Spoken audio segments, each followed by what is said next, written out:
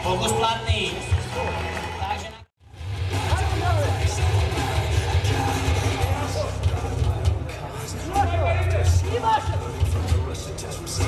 Bohužiaľ, fokus neplatný v každom... A ideme na to. Takže divízia ekip, kategória Open, výkon 300 kg a zisk 278,7 desatín.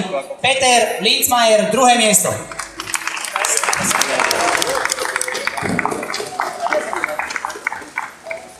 No a na prvom mieste so ziskom 250 kg a so ziskom 285,75 boda Milan Grozdanovič.